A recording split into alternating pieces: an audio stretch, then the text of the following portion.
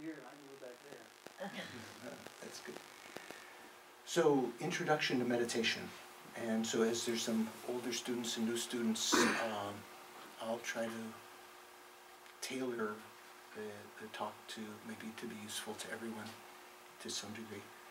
How many people here are relatively new to the center? Okay, good. Anyone here that would say they've never meditated before? Okay, good. Okay, good. Okay. So, in some of the scriptures, the Buddhist scriptures, especially in the Mahayana tradition, there is a very succinct, very short, concise definition of the meaning of meditation. And that is to familiarize the mind with a wholesome object, or we would say a virtuous object. But I like wholesome. Wholesome works well for me. You know, like we talk about wholesome food, something that's good for you.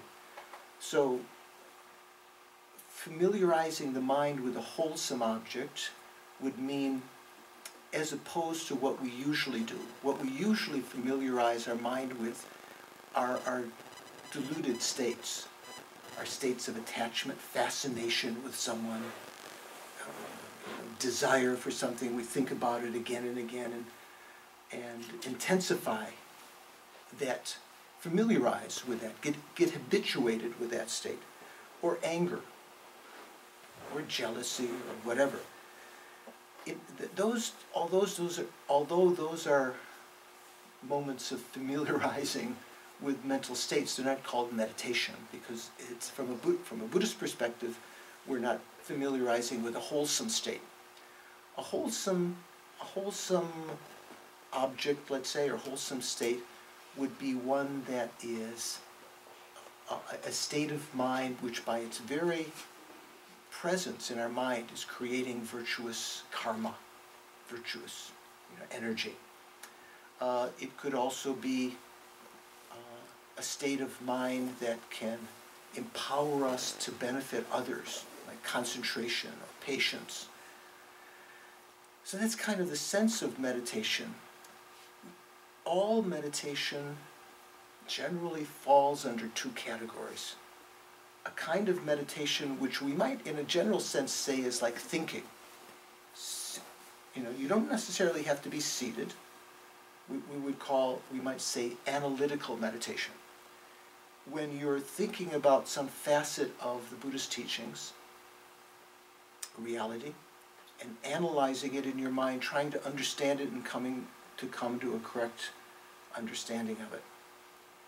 That's what we might call analytical meditation.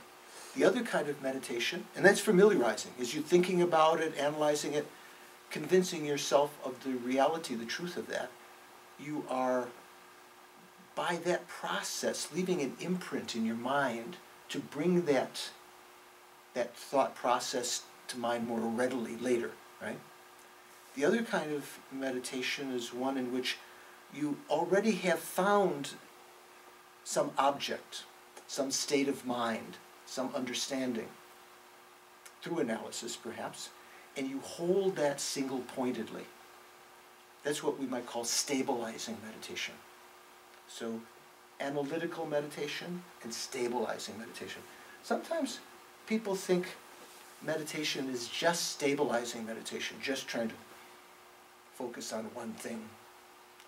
That can be meditation, but it doesn't encompass all of the states of meditation. There's another term that some of you may have heard, maybe older students, vipassana and shamatha. Shamatha and vipassana. Shamatha is what we call tranquil abiding, or calm abiding. All of the stabilizing meditation, you might say, is under the umbrella, the awning of the category of shamatha. Shamatha generally has the quality of remaining stably on an object. Calm abiding, that's kind of translated directly from the Tibetan shine. Shiwa means to be calm or peaceful. Nepa means to abide. So it has the sense of remaining on one object and all of the distracting thoughts pacified. So you can just remain on that single-pointedly. tranquil abiding, calm abiding. That's kind of the stabilizing meditation in its purest, perfected form. Even if it's not perfected, we can just call it stabilizing meditation. Analytical meditation, as it progresses and becomes perfected, we call vipassana. Have you ever heard that term? No? Vipassana. Vipassana, we could call higher insight or special insight. In Tibetan, it's translated in the Tibetan words laktong. Lakpa means special or higher. Tongwa means to perceive or perception. So special or higher insight, special insight. So all of the analytical meditations, even if they're not actual vipassana, sort of fall under that category. So what we're going to do tonight, we're going to talk a little bit about the different kinds of meditation. I just wanted to introduce that first, and then maybe begin with a little meditation. What do you think? Diving in. What do you think, Doctor? You haven't meditated before, right? Do you feel courageous? No. No? Okay. Even if you don't feel courageous, we're going to throw you in, like my grandfather taught me how to swim in Wisconsin, Lake Geneva. We rode out in the middle of the lake. This was when I was like 5 years old.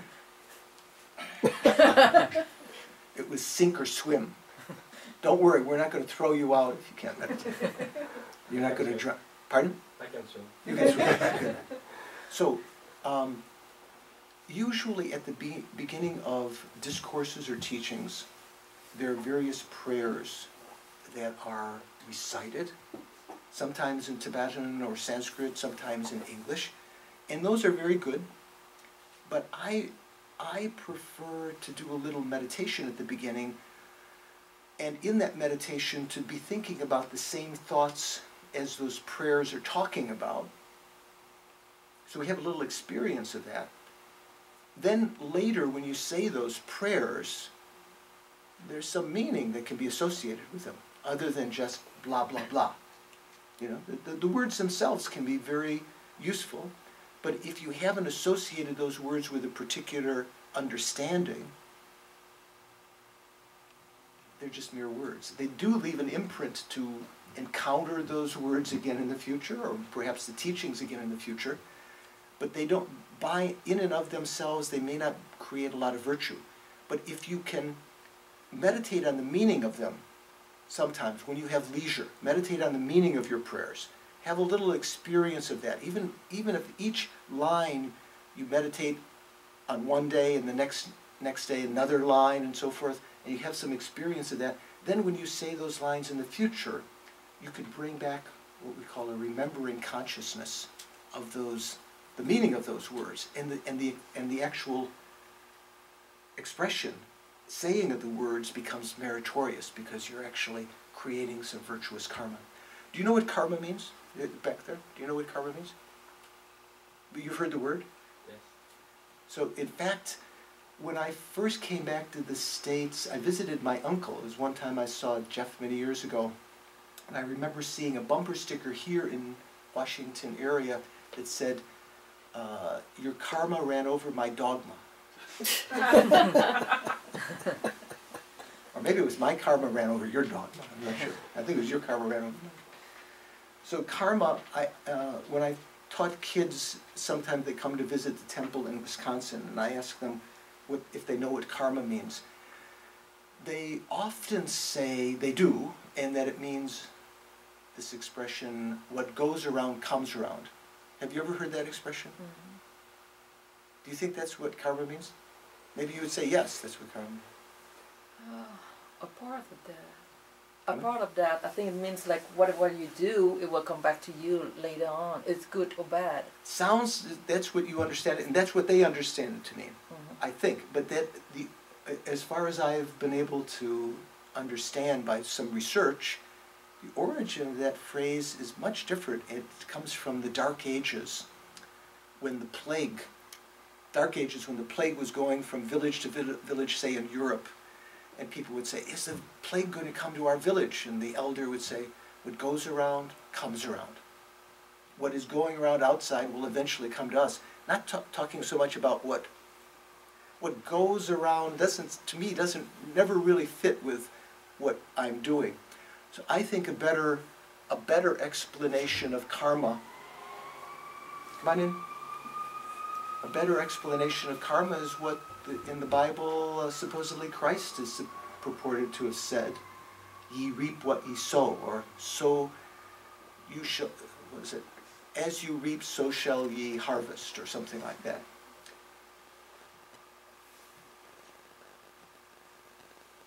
You get what you deserve. Something like that. So, we're going to do a little meditation. It's good that we waited a second longer before we started, so we'll let one more person come in. And there's some cushions if you feel limber up here. Sorry. No, you're okay. You can sit in a chair, but what do they say when the kid comes late to classes? You have to sit in the front. Thank you. Yeah, okay. So we're going to begin with a little meditation. So in doing a formal, this is what we call formal meditation. You can do meditation in the car. You can do meditation while you're brushing your teeth, while you're taking a shower, while you're eating. All of that is in a sense, meditation. Can be meditation if you do it properly. But formal meditation is when you try to provide an environment where there's no other distraction. So perhaps seated on a chair or cross-legged in a quiet place. This is very good. There's a little bit of hum. Maybe I don't hear much traffic noise outside. That's good. And to sit, one of the important things is sit with your spine straight. There was a gentleman I was giving a talk in Youngstown, Ohio the other night, and he said he was falling asleep. And I noticed he was reclining back in the chair like this, you know. Yes, trying to have your spine erect. Don't keep your eyes completely open. Don't close them completely. If you can open them just a bit so some light comes in. At first that seems awkward, but there's a purpose in that. And first of all, I will ask you, just sit comfortably, relax your body, relax your mind, and just pay attention to your senses for a moment. Just listen. Just pay attention to the light coming in your eyes, what little there is. Pay attention to the odors that you're smelling, if there's anything that you can discern. Maybe nothing. The taste in your mouth. The feeling in your body might be more obvious. There might be a pain or a pleasant feeling, fatigue. Here we're not going to pay attention to any of those senses per se. We're just going to watch in the same way that we were just observing these senses. Just observe the breathing. Be mindful of it. Don't control it.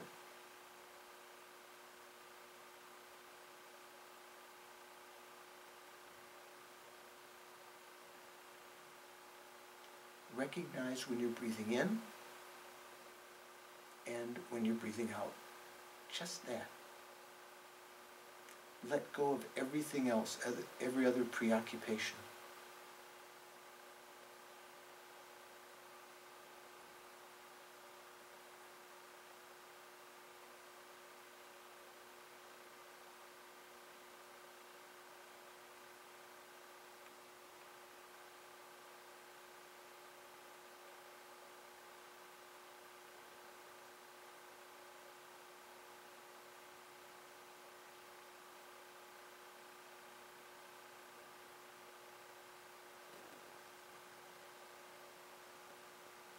Don't multitask in the sense of, partially watching the breathing, but planning on what you're going to have for dinner or thinking about the traffic or something like that. Invest that mental energy instead in watching the breathing.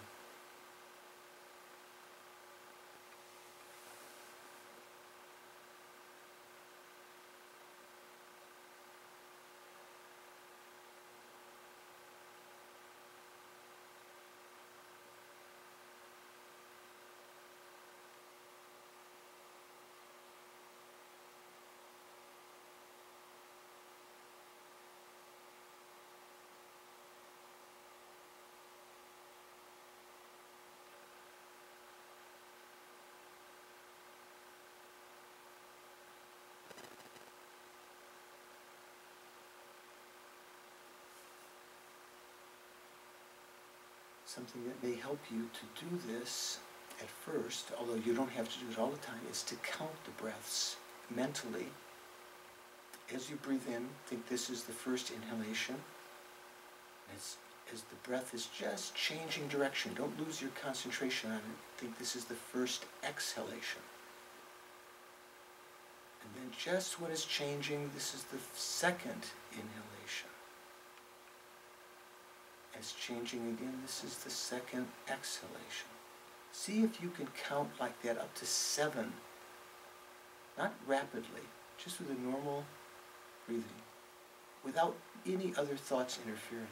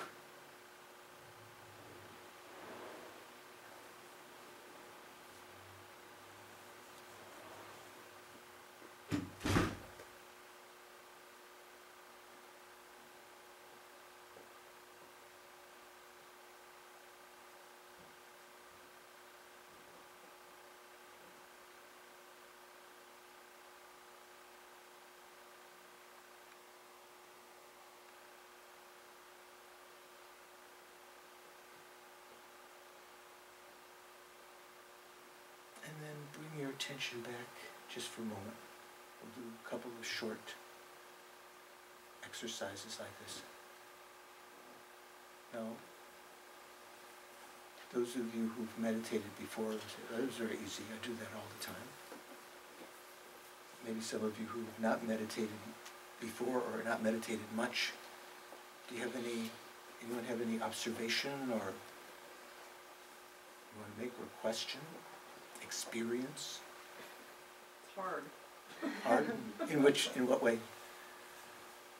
And if I try the counting thing, and if I start over when I kind of lose track, I keep having to start over a lot, and it's very hard to. Yeah, at least you're mindful of the fact that you're kind of losing the object, but it's harder than people think.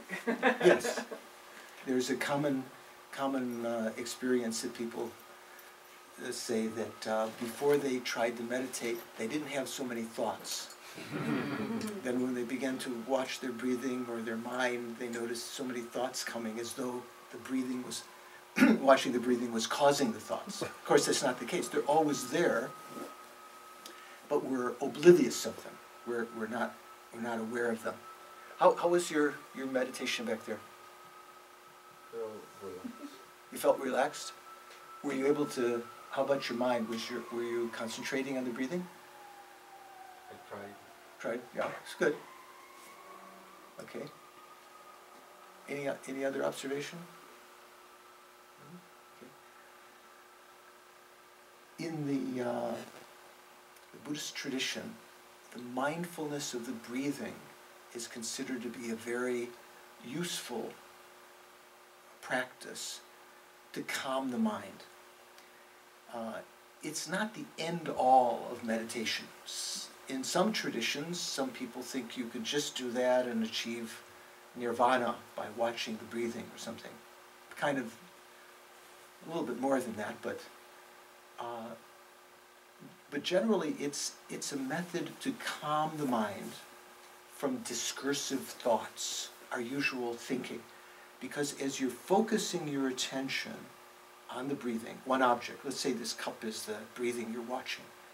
As you're focusing on it, other thoughts that come up that might otherwise distract you, as you recognize their presence and take your attention away from them, place your attention on the breathing, those thoughts will begin to disappear from your mind. if you don't take your attention away from them, they will remain in your consciousness. That's why we have these inner conversations. Part of our mental consciousness is paying attention to these thought processes. We could say discursive processes, discursive thought. And some of it might be quite obvious in our mind. We might be saying, he did this, then he did that, then he did that. He did this, he did that, again and again, and embellishing it in different ways. Or, she looks like this, she looked like that. She's so wonderful. His face is handsome, his hands are strong. So, some kind of, sometimes anger, sometimes attachment, all sorts of thoughts going on. Some of them don't involve strong emotions. Some of them are just thoughts that come into our mind. And paying attention to them, they take us on all sorts of journeys by association. You think of pizza, and then you think, oh, pizza's better in Chicago. But the best pizza's in Italy. Last time I was in Italy. And then, you've gone on a long journey. Right? You've lost the object that you were meant to be thinking about. So here, recognize that. Part of your mind, when you're watching the breathing, part of your mind should be aware of the rest of the consciousness, what's happening. If you notice some other thoughts coming, don't push those thoughts away. Just take your attention away from those thoughts. Example, sometimes like a turtle or a tortoise that pulls in its head and arms into the shell. Withdraw your attention away from these. We'll use that example a little bit later when we're talking about some more meditation. Withdraw your attention away from those and in a sense invest that psychic energy that you were investing in that thought into the breathing, into observing the breathing. Does that make sense? The crucial observation, and if you have this observation, it can be very, very beneficial, is that once you stop investing a thought with attention, I'm using kind of, maybe this is good terminology for America, investing.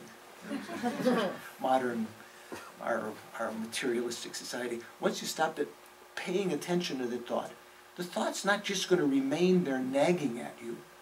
The thought, like a cloud in the sky when the sun is shining, the thought will begin to dissipate. It's not to say that you won't think of that again, like say your object of anger or your object of attachment or fascination or whatever, but temporarily that won't be there to distract you. To really get rid of, the different states, your reaction to those thoughts, we have to go further. But this is kind of a cleaning of the table. If you want to do your income tax, you have to put on the table. If it's cluttered with all these things, you have to clean off the tabletop so that you can put down the paper and work. In the same sense, in order to do real meditation, you have to clean out the mind from all these discursive thoughts, all these nagging thoughts, maybe negative thoughts sometimes. So this process the Buddha taught of being mindful of the breathing is one of the best methods to reduce discursive thoughts. It's not an end-all, it's the beginning, it's the cleaning off of the table. Okay? Now, let's begin with doing that again, and we'll go a little bit further here to a more subtle object. Okay? Sit comfortably again. I like to tell myself to relax. Take a deep breath. Relax your mind also in the sense of reminding yourself you don't have to think about anything else. And again, simply pay attention to the breathing. Begin to count.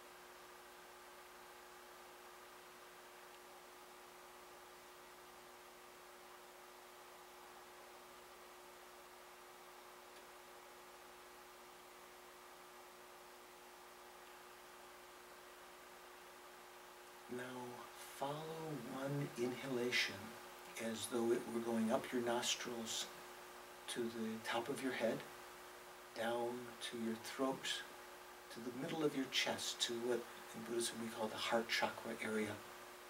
And just leave your attention there, away from your head. Give up watching the breathing, and just watch the mind. Your mental consciousness, not your eyes, ears, nose, tongue, or body consciousness, but just your mind within which you think, watching itself. One part of the mind watching what's happening. Turned inward, in other words.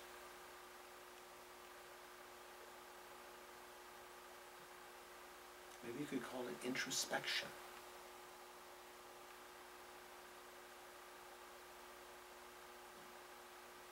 Just try to notice, is there a particular emotional sense to your consciousness right now? Are you particularly irritated or desirous, jealous, doubtful? Are you thinking of things of the past? Or are your thoughts more future-oriented? Or perhaps just observing the present?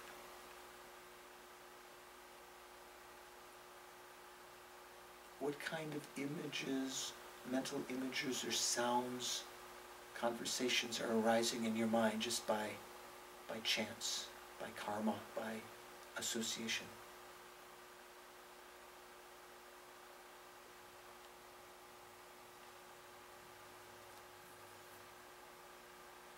A lot of stuff happening in the spaciousness of our mind. When you sense a moment of quiet between the thoughts, around the thoughts, just observe that and try to hold that.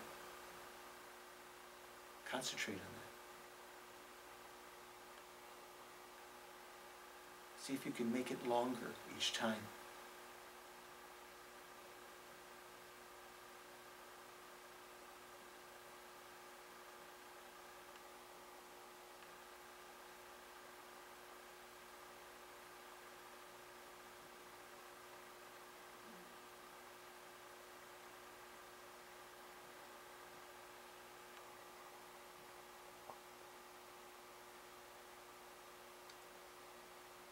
The nature of the mind is observed by the practitioners, yogis, yoginis.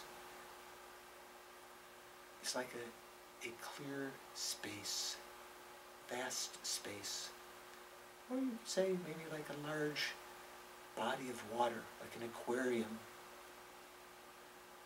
within which there are cloud-like thoughts coming, sometimes dark, thunderous, sometimes white, billowy. Or if you think of the mind as being like a vast body of water, fish-like thoughts coming. Some of them coming and going, some of them remaining there in the background all the time like seaweed.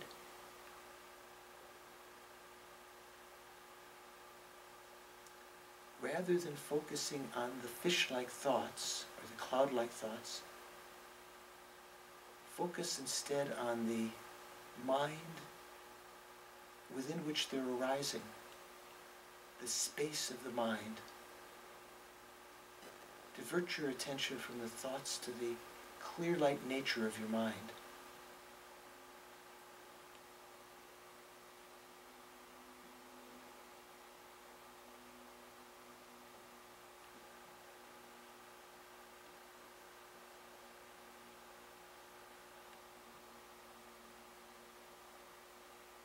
It's something that we may never have done before.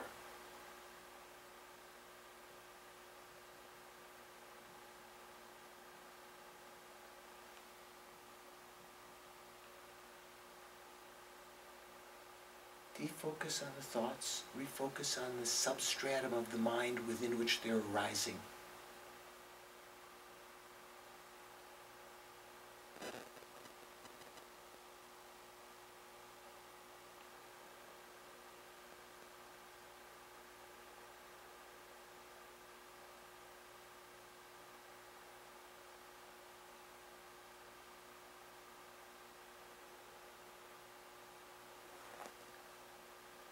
there is a sense of the presence of your body to your mind, recognize that the mind is paying attention to the body consciousness. You don't have to pay attention to that.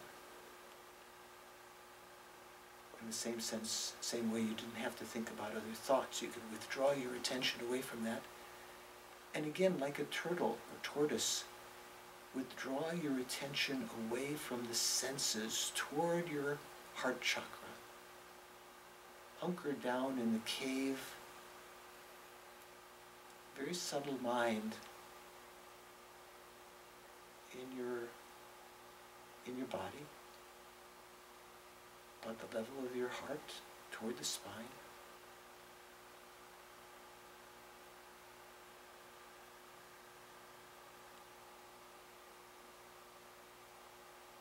And experience a vast nature of the mind.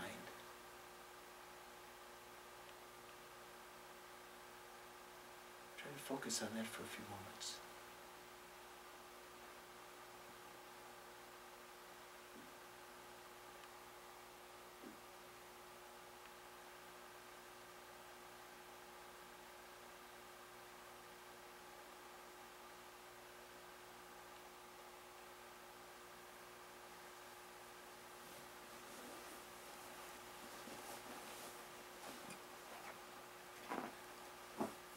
Try to take note of just the quality of your breathing right now as we're looking at this more subtle object, and see if it is not indeed the breathing itself more refined, less ragged, more subtle, or regular.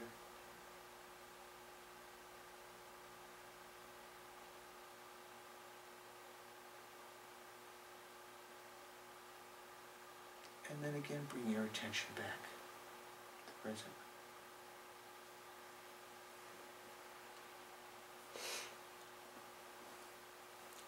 How about that? Any other observation?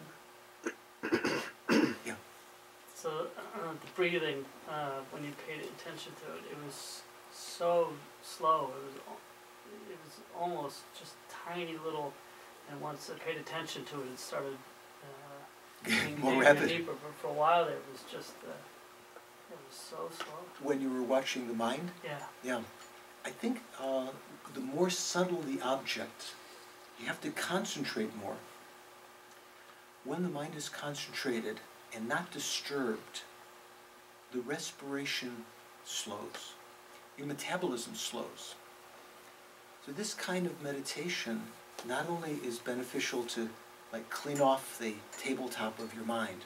I like to think of the mind as being a place where we can do the great experiments, the great spiritual experiments. I'd studied science for some time in my life. Sometimes some scientists think of religion as being for wimpy-minded, it's not, you can't reproduce these spiritual experiences in the laboratory. Whatever they think of spiritual experiences. Often they think of spiritual experiences as being things that we wouldn't necessarily say are the essence of real experience, like say, seeing Madonna. I don't mean the singer. I'm talking about the mother of Christ, Someone sees in Fatima, or someone's, the little children there supposedly saw. Queen. Pardon? Queen. Queen? Queen, the lady Queen. Oh, in Fatima. No, in the dream or state of mind. But you can't reproduce those, but I like to think that in the laboratory of your mind, you can reproduce the great experiments of the past. Getting rid of anger, developing love, developing compassion, developing real courage, eliminating pride, overcoming laziness and depression and so forth. These are things that we can reproduce in our mind. To do that, you need to have a quiet mind.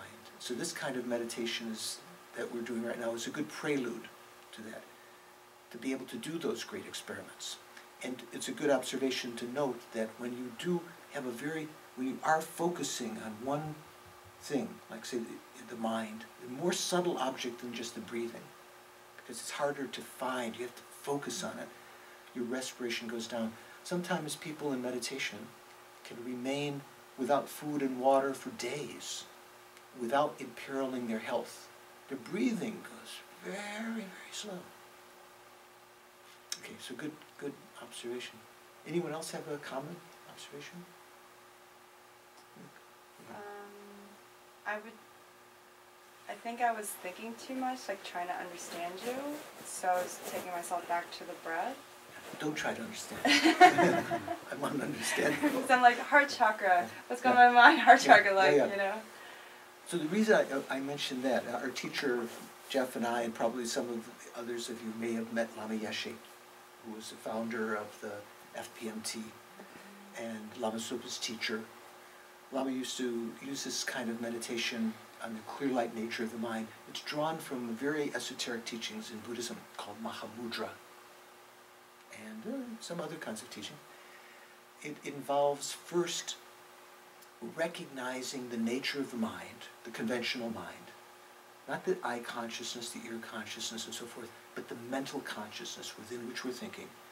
Once you've recognized that, not all of the debris within the mind, but just the bare nature of the mind, you use that as your object to develop concentration. Then you progress through other meditations on wisdom to develop emptiness. But the sense of, the reason for mentioning the heart chakra is that we often our energy is sort of up here in the cerebral region. When some people say they're thinking, they point to their head. But sometimes if you just say me, who says me, we point here intuitively, because there is a subtle consciousness that continues all the time, that resides within our body, around the level of the heart, which is in the center of the body, near the spine, near the back, at one nexus of energy channels that is called the heart chakra.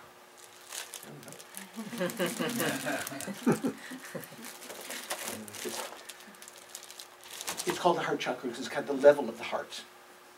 And it's within that when we go to sleep, all of the energies that provide the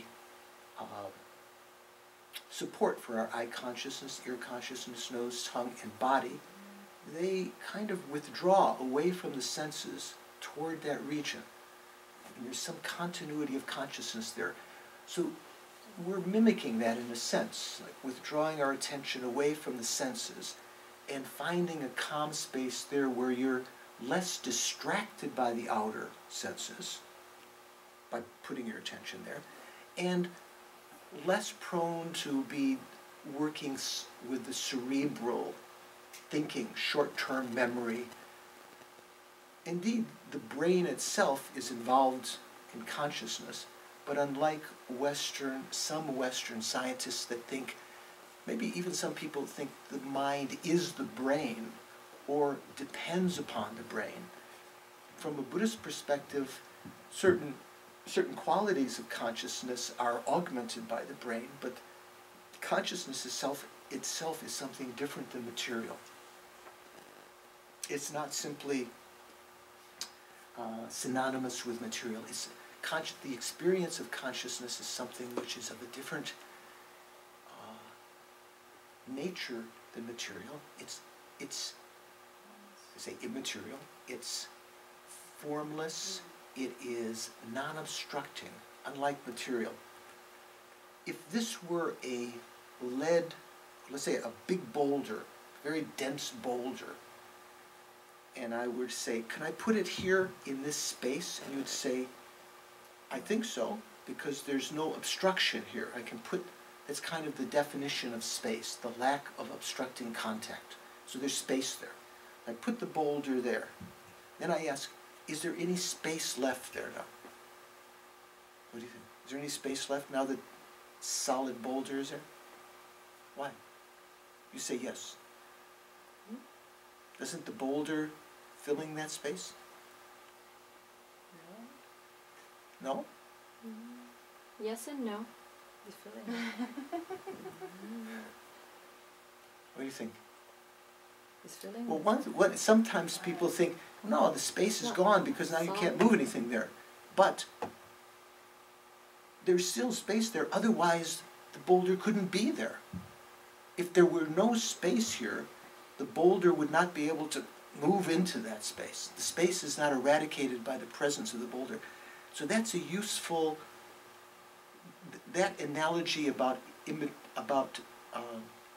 obstructive contact has to do with the nature of the mind. The mind is unobstructing. Thoughts can come and go.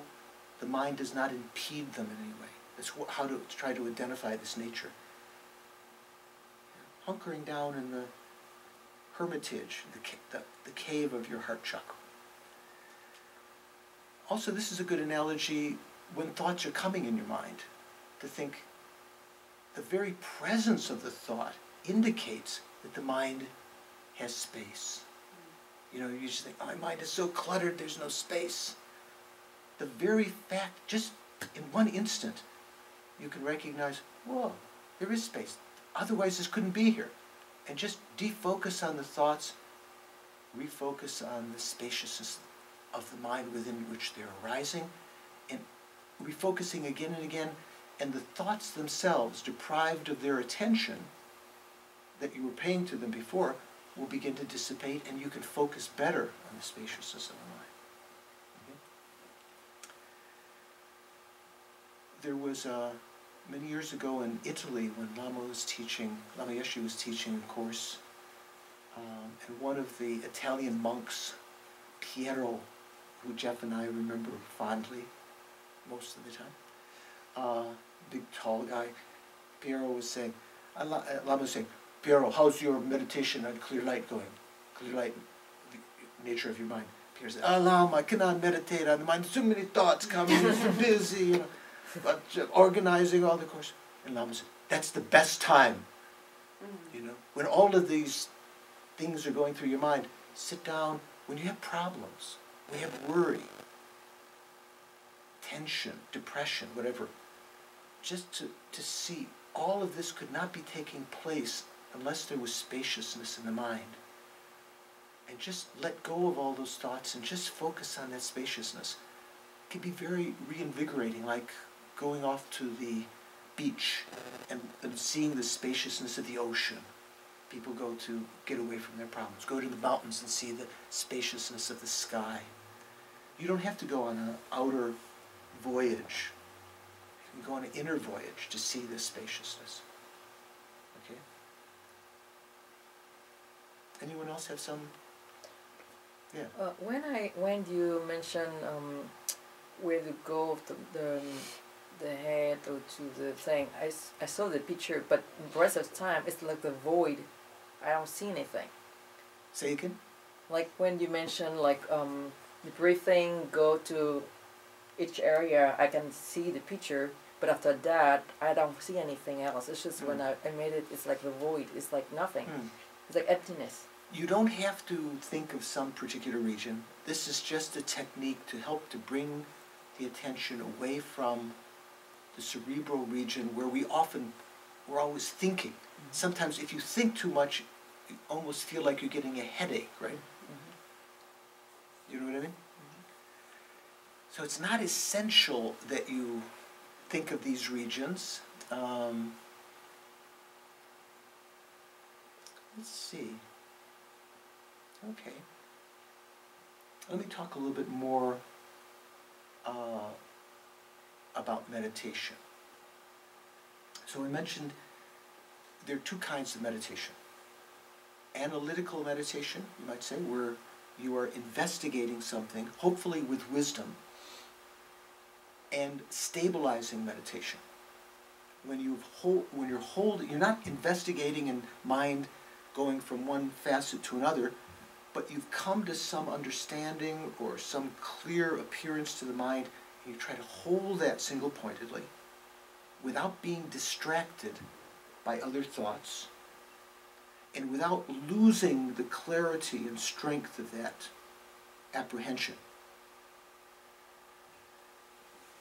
So generally when people hear about meditation, they generally think of just concentration. But in order in order for a concentration to be useful, stabilizing meditation, you have to be concentrating on an object which is, say, worthwhile to be meditating on, something that is correct, an understanding, let's say, that is correct. In the coming weeks, we're going to be, on Saturdays, we're going to be talking about a unit on death and rebirth from a study syllabus on this center and other centers share. Let's say you were meditating on the certainty of death. That would fall under analytical meditation. You would be thinking about why it's definite that I'm going to die. You might say, well, why? Is there anyone here who thinks they're not going to die? You might say, yeah. Duh. I know I'm going to die. Why should I meditate on that? But if we intellectually might understand that we're going to die, but we haven't realized that. There's a difference. Realization is a deep understanding that counteracts the natural tendency to almost assume, like when we go out, we think of getting a car because we think we're going to be driving it for many years. Or we buy clothes because we think we're going to be wearing them, or accumulate money because we're going to be using it and spending it or something. We may die before we have those things. We spend our life often in anticipation of a long life, so we haven't really realized death. So we need to analyze and to get a certain taste of the certainty of death. That would be the culmination of that analysis. It's not something that you would see with your eyes or a mental image in the sense of a shape, but just an understanding, a certainty. Yeah, whoa, I'm going to die. At that point, when you have that certainty, having analyzed in many different ways, the next step is to hold that without any distraction, what we say single-pointedly. Does that mean something to you, single-pointed concentration? That means the mind is only on that one thing, not kind of, the radio's on, and television in the other room, the kids running, and car, and you're thinking about other things. Not like that. Only that. Mind concentrated only on that. That kind of familiarization, when you concentrate, leaves a greater impact on our mind, a greater imprint in our consciousness. Like the difference between merely, say, rubbing a feather on the surface of the sand or the dirt, and the difference between that and pressing your hand deeply into the dirt, leaving a much, maybe not indelible impression. Maybe the water will erode it, the wind over some time, but much longer lasting than simply maybe just touching your hand to the surface. So concentration can bring about a familiarization much more quickly, much more rapidly, than simply analyzing it at first. We need to have the analysis to get an object, to get an understanding, and then we hold it single-pointedly. Does that make sense? How about you back there? You understand? This young lady in the middle. Me? Yeah. Oh, I missed the beginning of your, I'm sorry, I came late, so I don't No know problem. if No, I- I was just. I don't know if that impacts my understanding, so I'm just trying to hold my understanding very loosely until I have a chance to go back and Okay. rewind the videotape. Okay. Good. can also, we should all rewind our videos. Go back over them again and again. Anyone have a question, what I'm saying? So this is kind of the purpose of meditation. Once you get you have some experience of meditation, you can be doing meditation all day long. While you're on the bus, while you're walking, while you're brushing your teeth, we said before. Because you can be, part of your mind may be occupied with the process of brushing your teeth or cooking or doing your chores, but part of your mind is interiorized, facing inward, watching your mind, and observing am I doing this because of my vanity, attachment to my reputation? Why am I putting on all of this, combing my hair or, washing in such a way? Recognizing our motives. Also recognizing when there are faults in the mind, other faults besides that. That kind of ability, then when you're not so, you don't have something that you have to be concentrating on, maybe other people might just think that you're sitting there daydreaming, which they would be doing, which we might have been doing in the past, but instead you could be meditating. That you don't have to look, you don't have to have incense on your desk and, bells and have a shawl around you and sitting there, everyone's going, oh, George. You can be meditating and look like everyone else. Right? You can be familiarizing. Occasionally, when you get a good insight, to hold that single-pointedly. So, what we're going to be talking about in the succession of Saturday teachings, if any of you have the time to come, is a very essential subject to transform the mind, understanding the inevitability of death, the uncertainty of when it's going to come, what we can do about it, how we can transform that, and many, many other facets. And that is not just a subject of intellectual speculation. It's something that you can meditate on and realize. Like I said before, you can do the experiment in your mind and have an experience of death such that you can transform your life. Like, say, for instance, and I'll say this again, I'll use the same analogy I think in the course. Say, for instance, if we hear, someone comes in and says, did you hear? The Navy has or the so-and-so country has sent a missile toward Washington. It's going to hit in 2 minutes. There's no way, with a hydrogen bomb, no way to escape. We all know at that moment, nothing we could do. I mean, we're so close. We're going to die, right? 2 minutes. And at that point, if I say, hey, Jeff, what about that $5 you owe me? That would indicate that person had no cognizance of the certainty of death. Because at the time of death, what are you going to do with your $5? You can't take with you, right? So if we were always aware, we had that realization of the inevitability of death, many of the things that we get upset about, it's like we'd be transparent. They were just like wind passing through a transparent body, rather than being all uptight.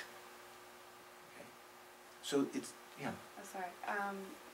Maybe this is something you'll touch upon on Saturday, but when you say meditating on death, and when you realize it, and you single-pointedly, focus on it, is it a matter of, when you get to that space of death becoming more than a conceptual thing, that it's something that you feel deeper, and, when you do feel it, just, when you say single-pointedly, focus or meditate on it, does that mean sitting with that feeling when it comes to you, or going deeper into Well, that? yeah, understanding it, because death is let's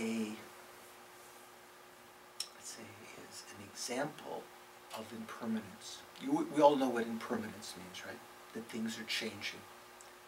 There are different kinds of impermanence. There's something called gross impermanence, like when this cup actually falls on the ground and breaks into many pieces. That's an example of its gross impermanence. An example of its subtle impermanence is the fact that every moment it's changing. The molecules are changing.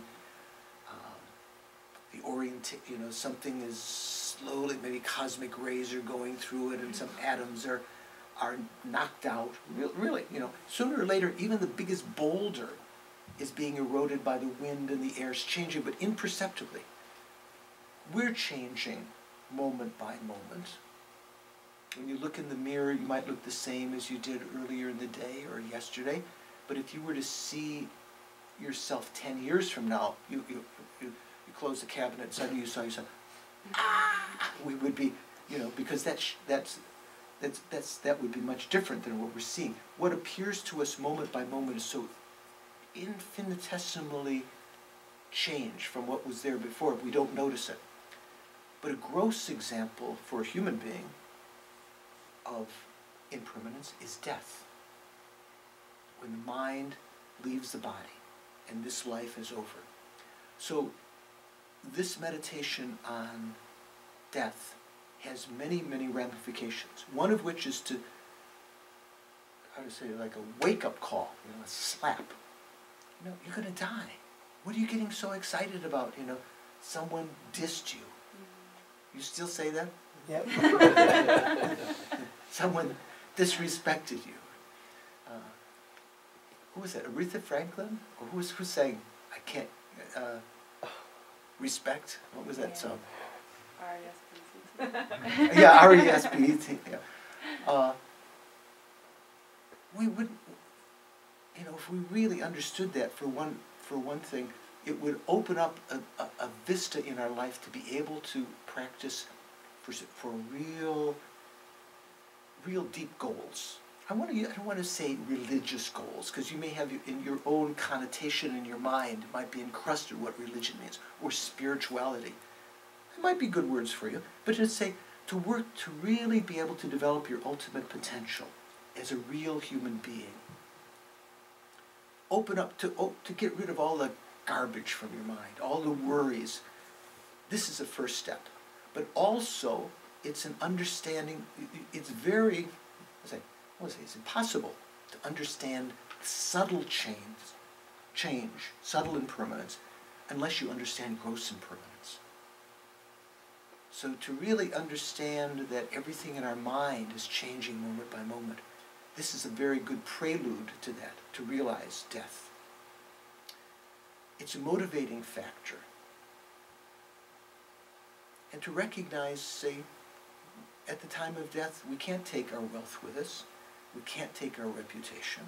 Sometimes people think they leave a legacy behind, their name on the university, or the memory of other people, or their children that they leave behind, or whatever. There's some kind of legacy they leave behind. But all of that, we won't remember that when we're dead. In fact, from a Buddhist perspective, we might be reborn again in the future as a dog, who knows, and come and defecate on the very building that we offered in the last life. You don't know. We don't know that was our building. Could very well be. So many reasons for meditating. That's just one example.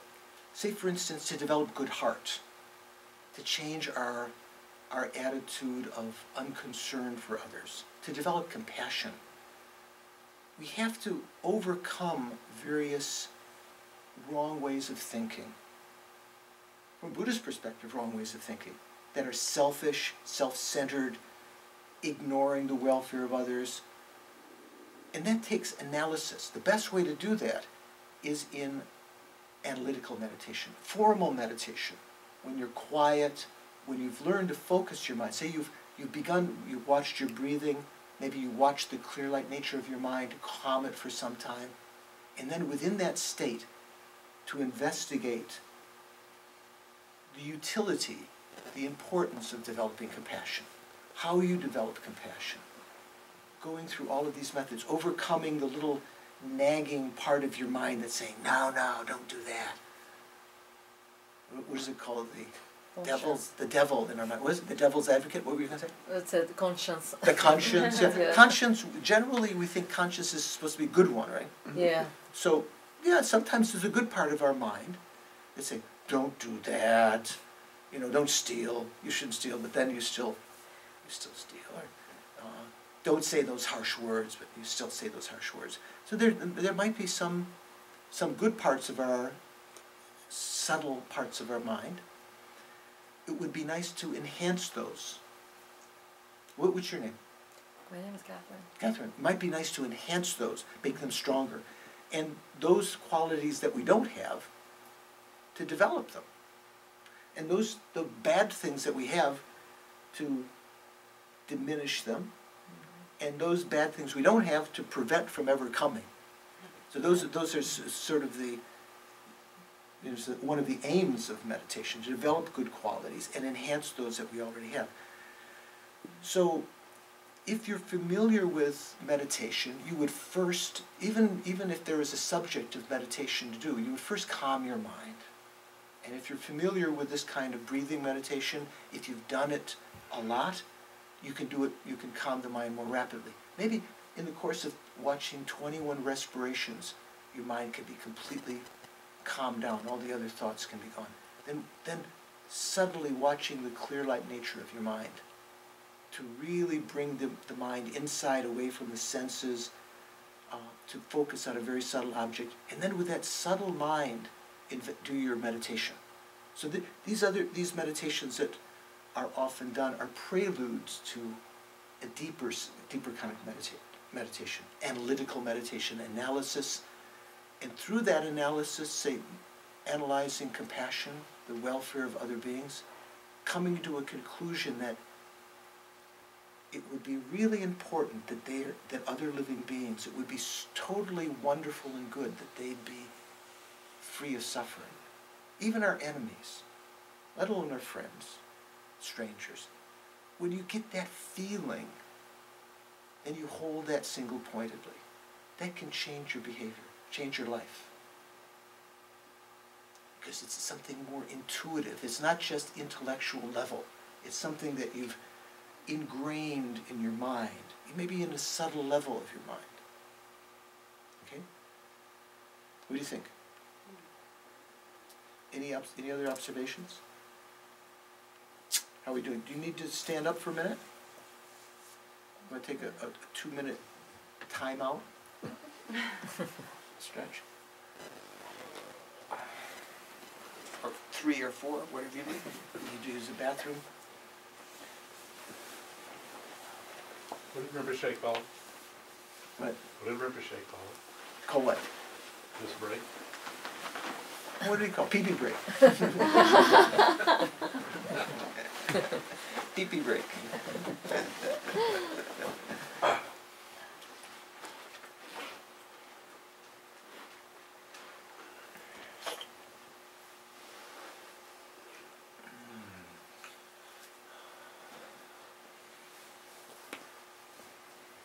So, how long will you stay in the East Coast? Just right now, scheduled about a month, maybe a little bit longer. It depends on how things go here.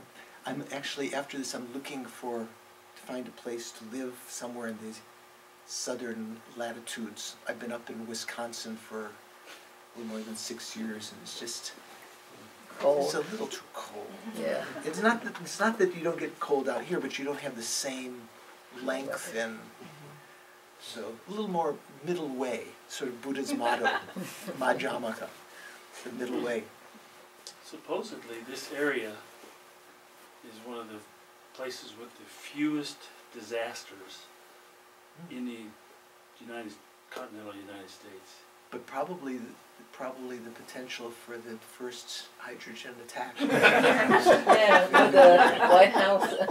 With the It White only House. happened once. Right. Right. Yes, you're right. That's one way of looking at it. Okay, you okay? 7? Okay. So let's try another little a little meditation now. We're gonna concentrate on the clear light nature of the mind again. Okay.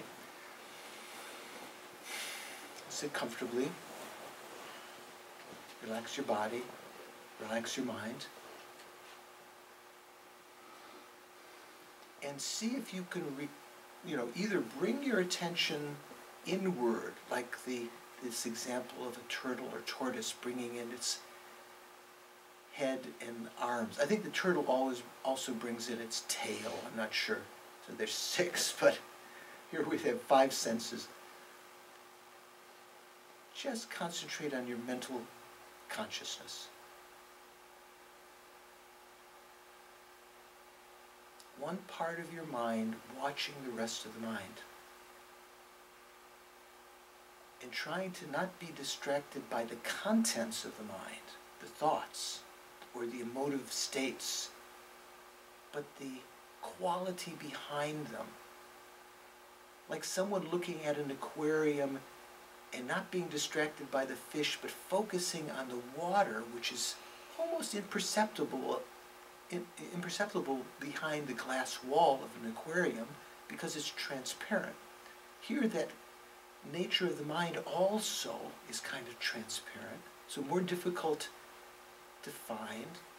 But one way to help you to localize it is just to recognize wherever the thoughts are, that's where the mind is that allows them to arise.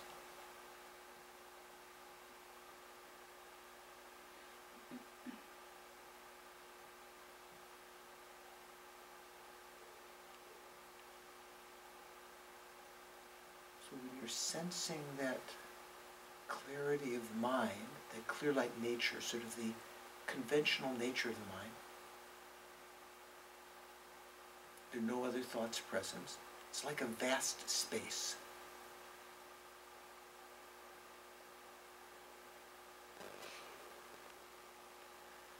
Even if thoughts come, don't get frustrated. Even be happy. That helps you to recognize the mind more clearly.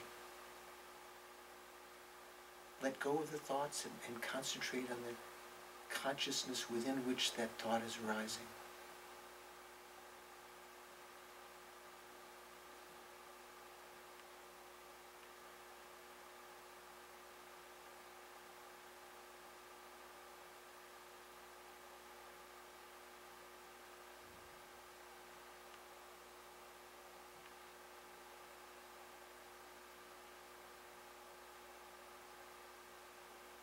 Let go of your attention to the presence of the body.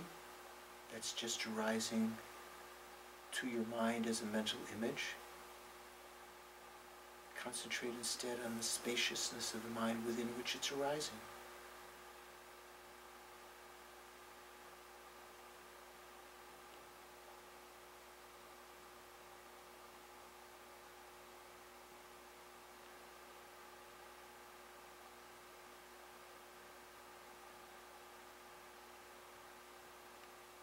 Even the sense of yourself as an observer of the mind is a thought. Be courageous. Let go of that. Dive, so to speak, into the spaciousness of your mind. Let go of the sense of an observer.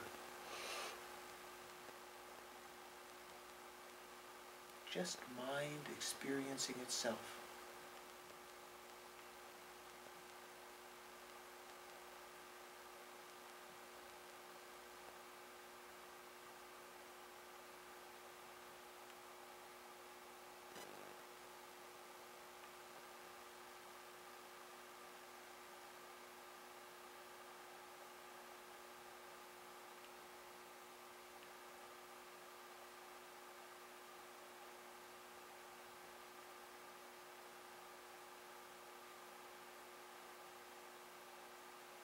Whatever imagination you have of that, as yet is not actually touching, it's not a direct experience of the mind yet, it's just a mental image of it. Even let go of that mental image. Try experimenting this way. Think, even this imagination I have of the mind right now is not yet precise. Let go of that and try to perceive the actual spaciousness of the mind within which that mental image is arising.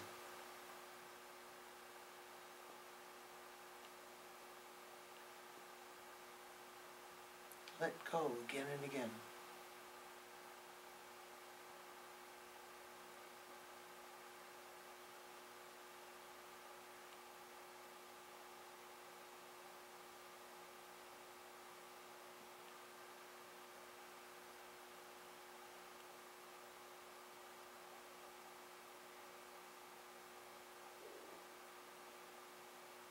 Whenever you finally recognize you've been distracted to some thought or some image or some perception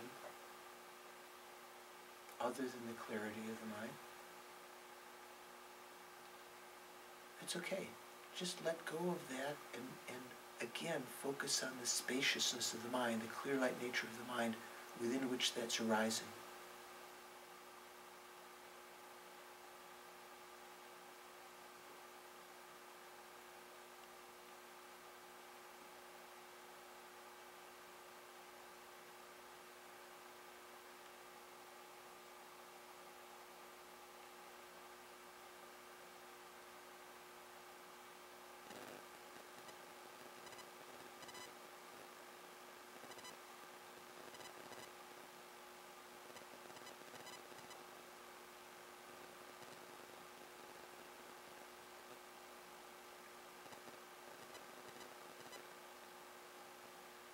Here, within that quiet of the mind,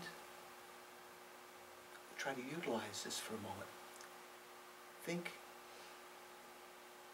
wouldn't it be wonderful if everyone that I know, that I'm fond of, was happy, had no problems, had not just instantaneous happiness now, but the cause of happiness, continual happiness, deep, everlasting happiness. Think of your mom, your brothers and sisters, your dad, your friends, your lovers, those that you are fond of. Wouldn't it be wonderful if they all had happiness and the causes that would prolong happiness?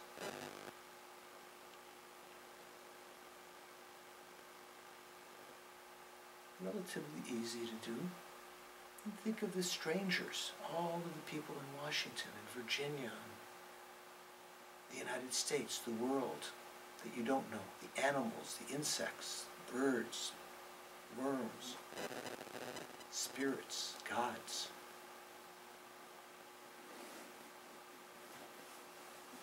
They all, in previous lives, have been kind to us. They will be our friends again in the future. They all, just like us, want to be happy, want to be free of suffering. As though smiling from your heart. Think how wonderful it would be if they had happiness and the causes of happiness. Not just material causes, but deep transformation of their minds. Contentment, satisfaction, care for others so they were really happy. Wouldn't that be wonderful? If the strangers in the world were happy and my loved ones were happy, there would be less arguments, less discord. I'd be happier.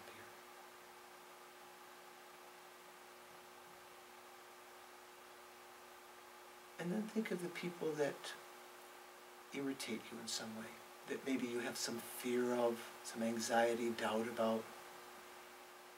You might call them enemies, you might just call them people that press your buttons.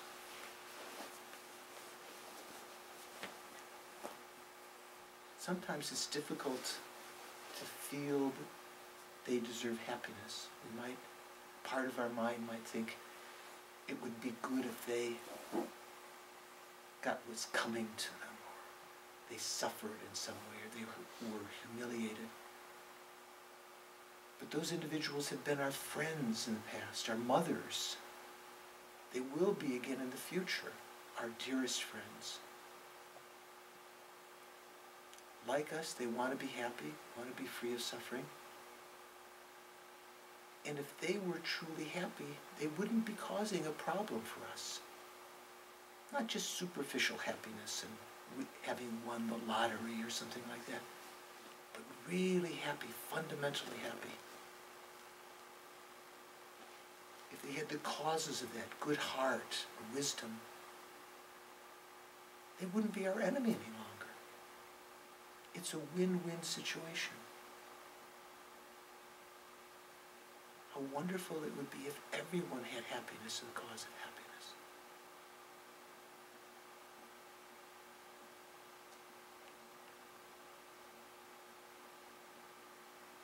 Sort of viewing out from your heart all living beings who, in the tapestry of time, have been friends, sometimes strangers, sometimes enemies,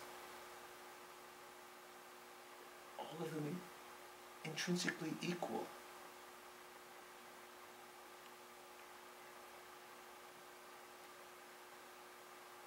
They're all worthy of our affection, our striving for their happiness.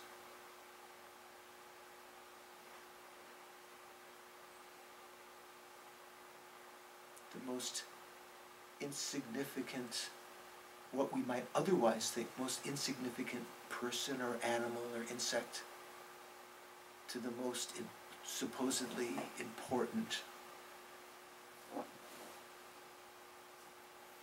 All equal. Wouldn't it be wonderful if they were all happy? Deeply content with everlasting happiness and the causes of that. Open up your heart, and if you get a taste of that, just an intimation that is right, that's true, try to hold that single-pointedly, that state. Not the words, but the state, the taste.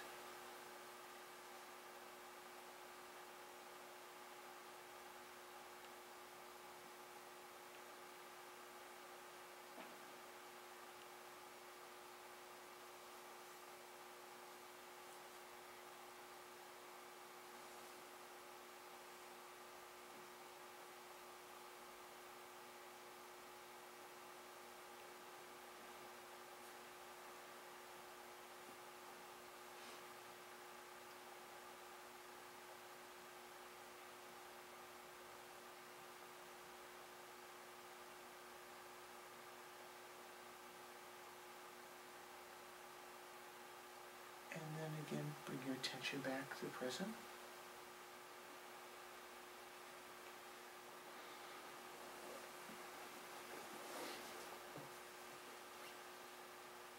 How'd you find that? So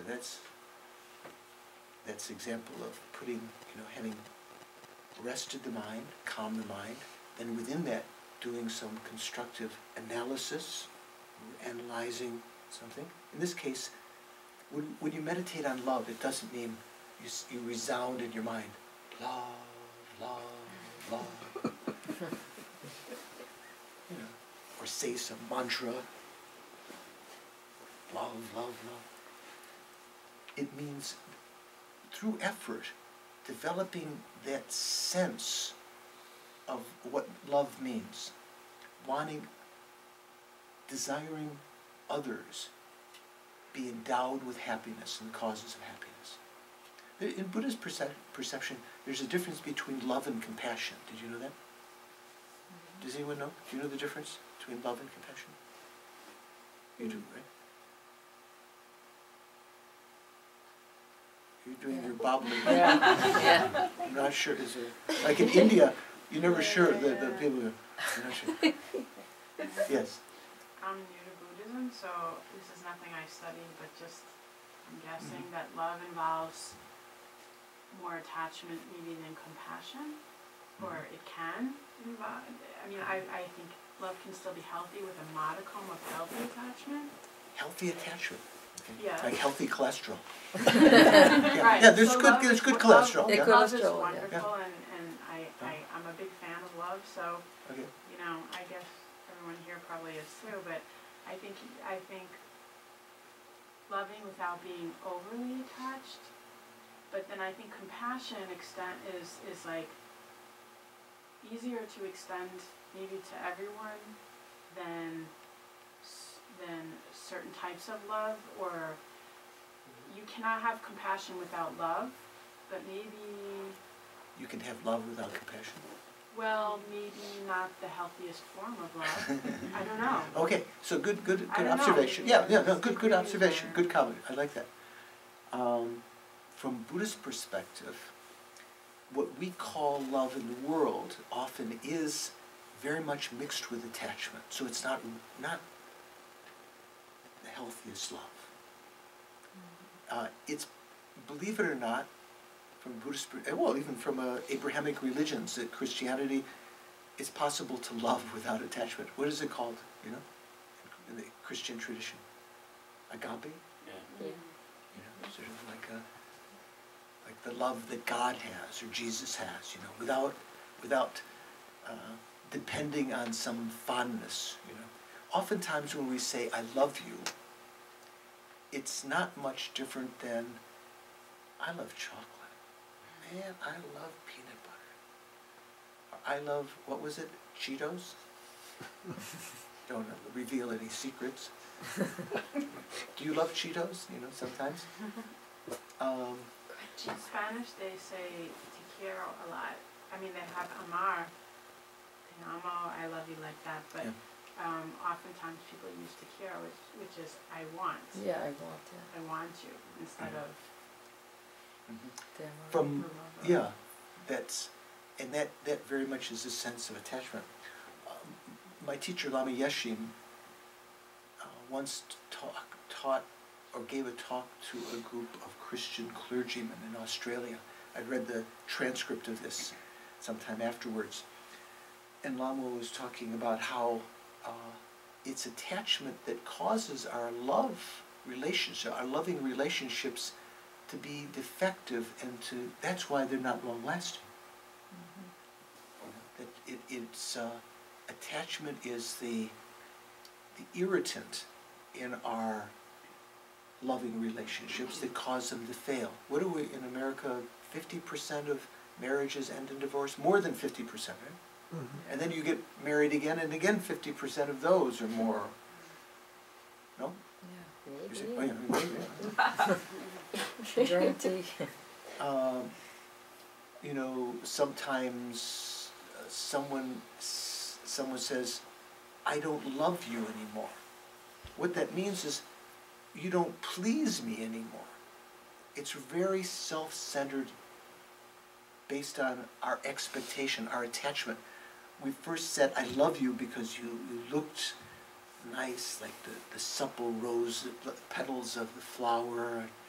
You smelled nice, and you said nice things to me, and we embraced. And I said, I loved you. Then later, you know, we both got cranky with one another, and we realized that sometimes we had bad breath and faults. And because the relationship wasn't based on really so much caring for the other person, there was a sense of withdrawing, the love was diminishing. At a certain point, you might leave the person and say, I don't love you any longer. Because the relationship was never really based on love, it was based on attachment. Now the attachment is decreased. Love is a sense of wanting the other person to be happy, which is based on some very deep universal reasons. Anyway, in this lecture, Lama talked to these clergymen about this, and at the end of the lecture, apparently the master of, what would you call it? Master of ceremonies in a religious convocation, I don't know if you call it master of ceremonies. Anyway, some minister came up and said, let us lead applause to this Tibetan Lama, thank him very much. Of course, we all know it's impossible to love without attachment. It's just like, after all, it's just like. So there's very much the worldly, what your intuitive feeling is what the world really feels. That there is kind of attachment and love go together. But that's from a perspective of really having a loving relationship that's functional. The more or beneficial for yourself and others, the more you can eliminate attachment from that relationship, expectation for yourself, and really be basing from it really takes an evolved person to be able to love like that, to love without any expectation of, even saints, lamas, highly realized beings do have loving relationships, they have friendships, and there is a give and take.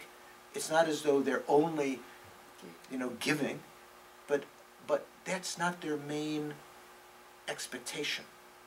The more there's the expectation of that, the more you're going to be disappointed. Let's say, for instance, when your companion dies, or gets sick, or is in peril, let's say dies, we mourn,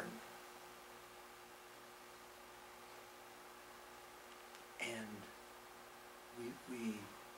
there's, in Buddhism, there's a whole list of things at the time of death. There's mourning, tribulation, pulling of hair. There's a whole list of things. In the West, it's considered unhealthy not to mourn, not to feel bad when someone dies, right? They say you have to mourn. You have to go through how many stages of mourning? What do they say? Some list, right? It's too long. Yeah, too long. From a Buddhist perspective, That's not good.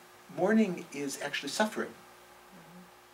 And it is based, you can ask yourself, are you feeling sorry for the person who died? Or are you feeling sorry for yourself? Usually you're feeling sorry for yourself because you've lost your object of attachment, that which pleased you. If it was really your object of love, you would feel some sadness for that person no longer having the chance to live life, to experience, to maybe practice spirituality if you were thinking that you were a practitioner. But it wouldn't necessarily be prolonged. There's a story of a Taoist master who lived with his wife in a hermitage. The villagers knew, a very wise person, they would come. And they knew that the master and his wife were very close, loving relationship. The villagers heard that the wife had died after some illness, and they came up to console the master, thinking that he would be grieving. That's the word I was thinking, grieving rather than mourning. The different, levels of grieving or something. And he was there drinking and playing music and dancing, and they thought, oh, this is so inappropriate. He should be grieving. They thought he was bonkers, going out of his mind. But he was exemplifying for them a teaching that when objects in the world, understanding impermanence, understanding death, you're not so shocked by the death of others. It's like, like sometimes someone will say, they come back from the doctor and say, I've got bad news, I'm going to die.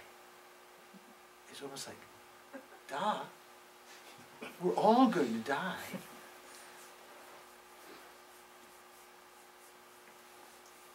Lama Zopa Rinpoche, one of our main teachers, he doesn't watch movies generally, but there was a movie that he suggested some years ago for people to see, for one scene in it. Maybe you've seen this movie. Do you know the movie I'm talking about? Which one? Do you know, Jeff? Need more hints. What was it? I need more hints. I didn't catch that. Need more clues. Oh, okay. We need more hints. I thought that was the name of the movie. That was the name of some movie. It actually is called Hannah and Her Sisters. I think it's a Woody Allen directed. Anyone ever see that? Yeah. No. Yeah.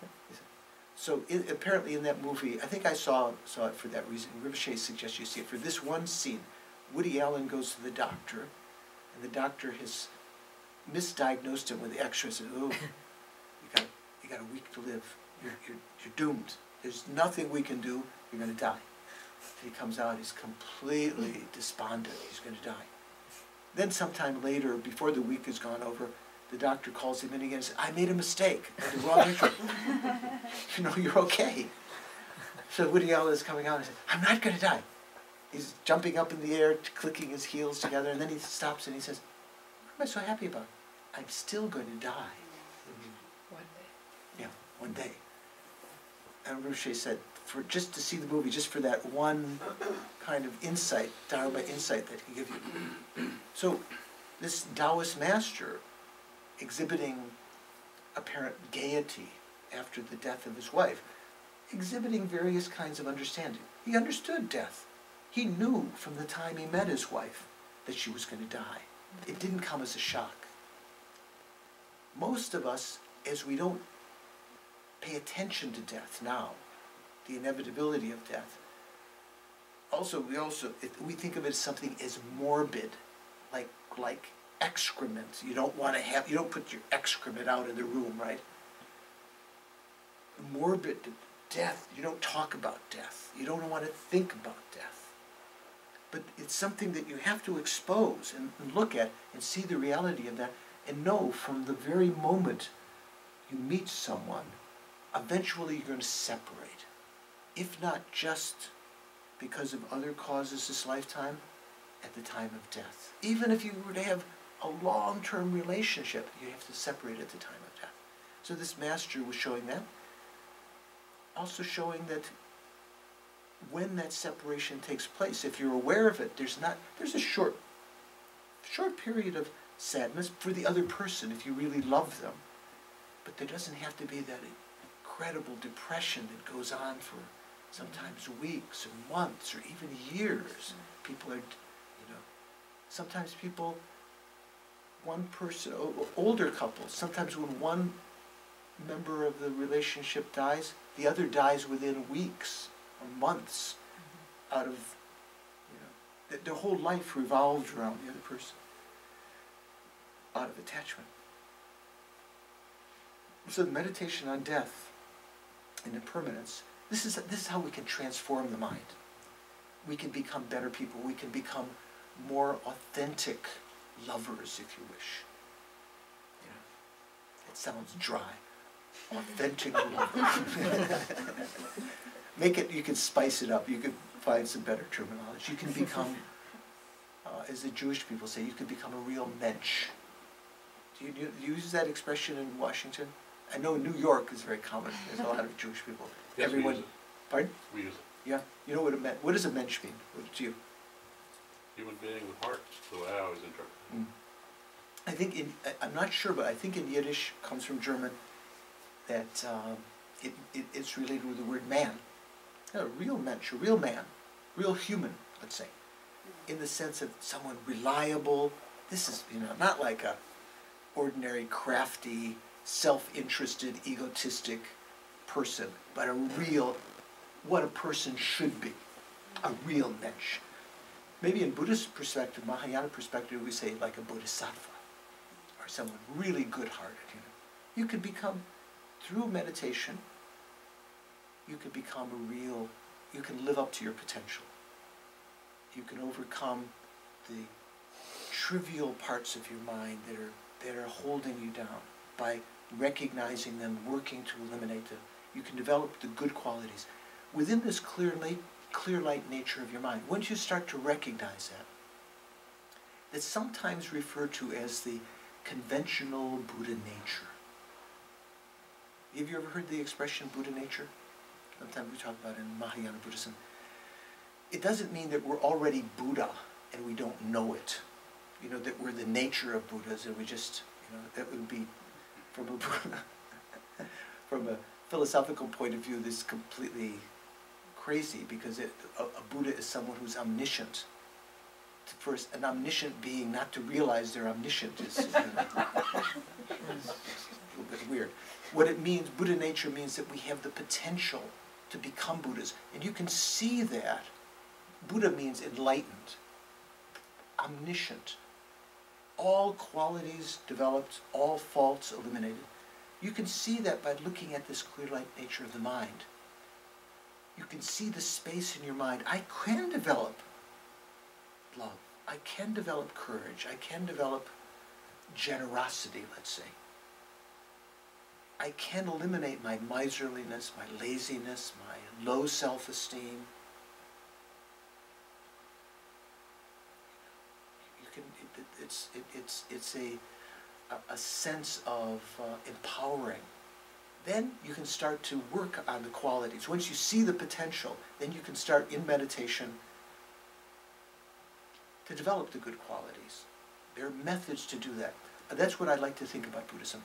There are methods available to do the great spiritual experiments of the past. You can reproduce the great experiments of the past. You know, the scientists who say these spiritual experiences are not reproducible in the laboratory. You can reproduce them in the laboratory of your own mind. You can develop patience, love, compassion. You can eliminate all of your faults through analytical meditation, concentration meditation, and then putting it into practice in everyday life. Again and again, testing your meditative experience in everyday life. What is it said? Jesus sometimes left the crowds, the busy crowds, went into the desert to pray. But he didn't stay there forever. He came back. Real meditators go for some time to meditate, to work on themselves, to do retreat. But that's not forever. Their intention in doing that is to become more elevated and then come back into the world to help. And then occasionally when the conditions arise again work on themselves. If you can do retreat sometime. You know what retreat means? Doesn't mean like in war, enemies coming, let's retreat. Isolating. Pardon? You're isolating, you go somewhere. Right. Yeah, in a sense you retreat from everyday activities, but not out of defeat, not out of worry that you can't cope, out of recognizing there's too much distraction there. There's like the table's too crowded. So you retreat, and in that time, less activities, less worries. You do formal meditation. For some period of time, you try to develop good qualities, eliminate bad qualities. There are meditations we can do to purify our negative karma from past lives. And then you come back into the world to help as a better person, and eventually aiming to become enlightened eventually. Let me ask in the last couple of minutes if you have any other questions or observations. We've got about 10 minutes left.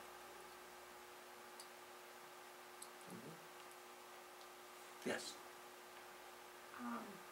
This is going back to earlier when we were talking about, when we were meditating, we were talking about looking at the water in the fish tank in the aquarium and not being distracted by the fish. And that was, for me, it reminded me of a dream I had when I was, I don't know, maybe just like a little kid.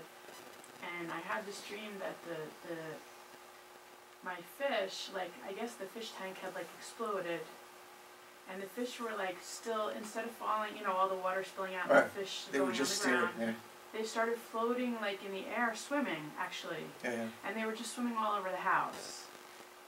It sounds So- like I heard, I was just I thought reading. of expanding my mind that way, and it worked, like Good. a little bit. Yeah.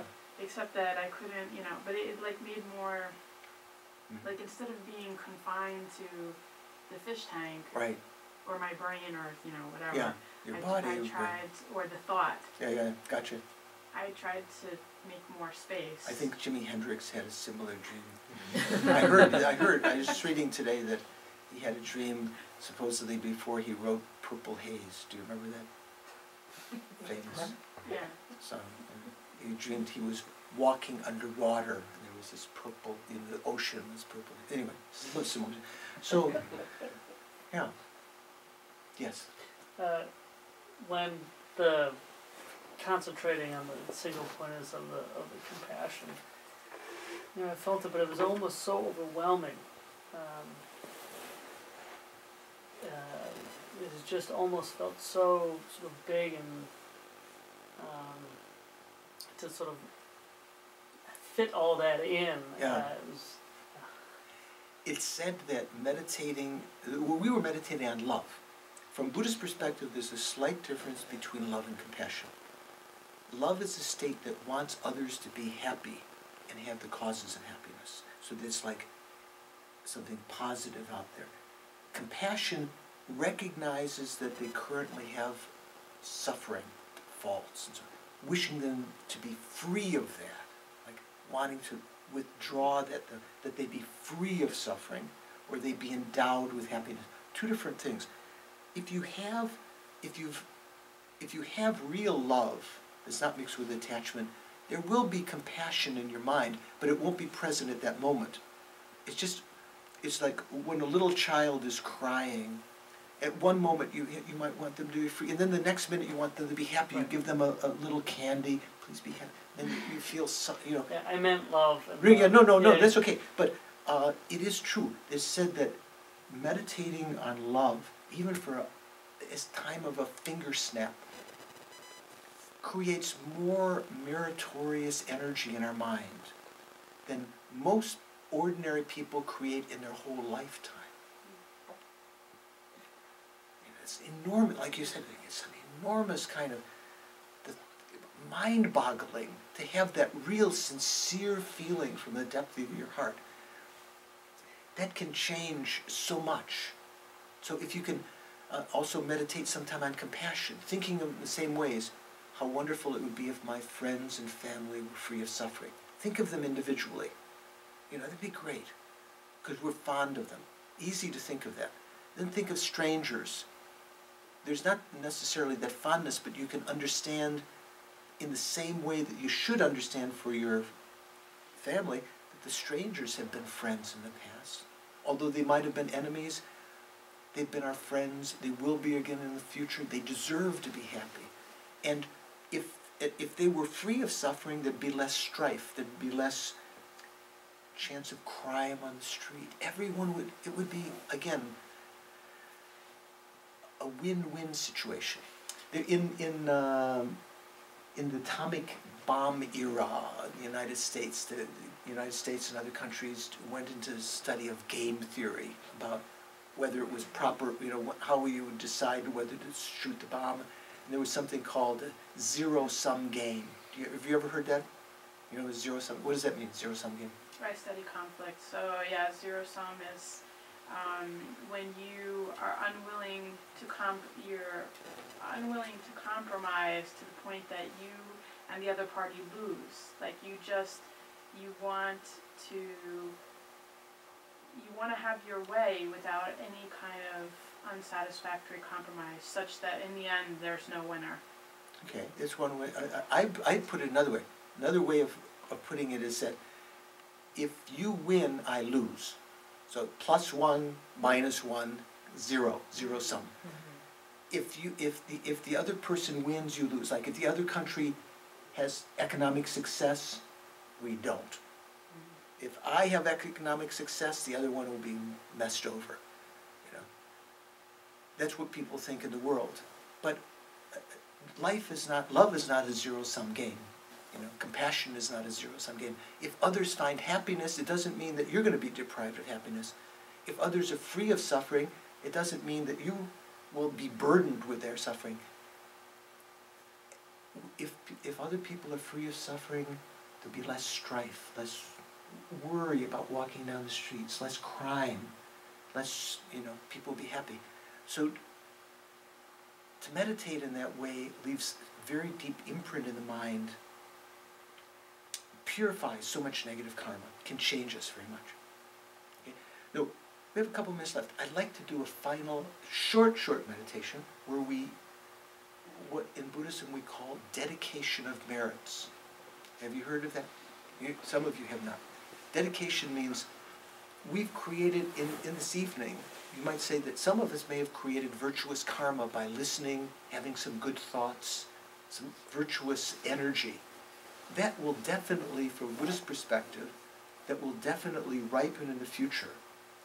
If not this lifetime, some lifetime in some pleasant experiences. But that might ripen in our being loved, or being handsome or attractive, or being wealthy or famous. But when that happens in an ordinary world, that might cause our attachment to rise. We might be proud of our appearance, or arrogant of our position, or miserly when we get wealth. But if we dedicate the merits, we make an intention now, whatever way this merit ripens, may it become the cause of my continued spiritual development from life to life. May it bring about the benefit of all living beings eventually. Then, whatever way this ripens in the future, it will be somehow integrated into our spiritual development. When you become influential in the future, rather than being arrogant and proud and using it for your own, you might think, oh, I'm going to use this influence I have to educate others, to influence others in a beneficial way. Okay, so let's sit comfortably for a second. Relax your body and mind. Focus on the clear light nature of your mind for a few moments to calm your mind. Withdraw your attention inward like a turtle bringing in its legs and head. Your subtle mind. And think of the merits that we've created this evening, virtuous karma.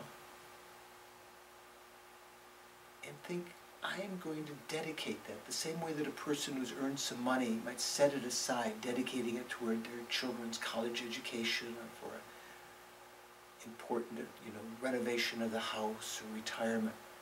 I'm going to dedicate this energy, a merit that I've created, mandate that it, when it ripens in the future, that it be the element to bring about my spiritual development from life to life. Due to this merit, may I quickly become enlightened, reach my highest potential, become self-actualized for the welfare of other beings. From that state, may I have compassion and love for others and work for their benefit due to these merits that I've created this evening.